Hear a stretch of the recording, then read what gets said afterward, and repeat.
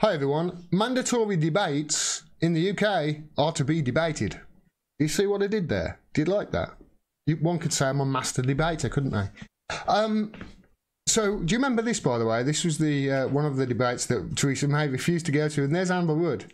So Theresa May was so scared to actually go to the debate and stand on the same stage as Jeremy Corbyn for fear that he would actually speak honestly and drop truths all over the place and make it look stupid. She sent a sub in.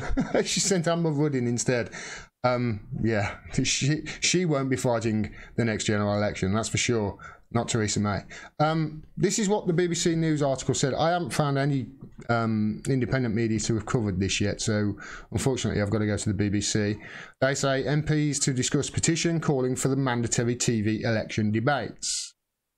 Now, my first thought when I saw this was, as long as they're independent, and that's what the petition calls for. A petition calling for leaders' TV debates to become a regular fixture during the general elections is to be discussed in Parliament. MPs will debate the petition on Monday after it is secured 100,000 signatures required for it to be considered. I can't get my words out today for some reason. It calls for an independent commission to be set up to take things, quote, out of politicians and broadcasters' hands. Now, as long as that happens, it's going to be a great idea. My fear is that's not what is going to happen, and I'll explain why at the end. 3 debates were held in 2010, but numbers have dwindled since, and Theresa May has declined to participate in 2017. As I said, she sent a sub into one of them. The then Home Secretary, here's the sub, and Amber Wood, Department of, no, what is she? Secretary for Slavery Minister. That's what I called her in the last video. She went up against Jeremy Corbyn and the leaders of all the other 6 parties in that debate. The petition, which has attracted 133,000 signatures, not the 100,000, will be discussed in Westminster Hall, the Commons' secondary debating chamber. It calls for electoral law to be changed to require party leaders to take part in at least one debate. It states that, quote, an independent debates commission would take decision making out of the politicians and broadcasters' hands and ensure TV debates become a regular fixture. Sounds great, doesn't it? And then it comes to what the government responded, and my fear is that this is how they're going to be, how the stance is going to remain once they have had the debate, and that's this. The government said debates were a matter for political parties, and proposals for an independent arbiter, as has existed in the US for many years, are something to be considered in due course by political parties closer to any general election. This is cute. In 2022. So, in other words, there's not going to be a general election this year. It's going to be in 2022, like we said it was. Yes. How many times did you say you wouldn't call one after the referendum? As has existed in the US for many years. An independent arbiter, they say. No, that is not an independent arbiter. That is a Koch brothers funded, fossil fuels funded, lowball, softball, just piece of theatre is what it is.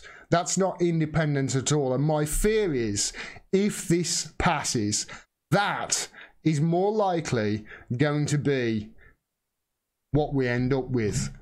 The situation like as it is in America with, you know, the TV hosts almost, the TV reporting hosts, they become part of the fixtures themselves. They become part of the theatre.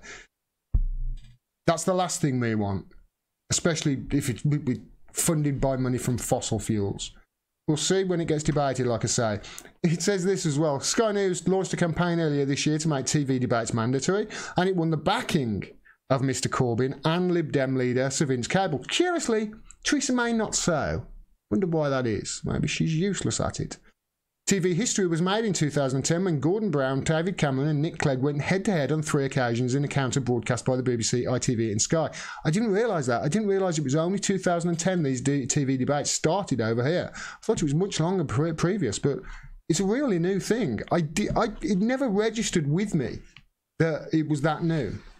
Mr. David Twatty Cameron, only agreed to take part in one event in 2015, although another debate was staged featuring opposition leaders. 2 multi-leader debates were held in 2017 both without Mrs. May, because she refused, because she was a scaredy cat.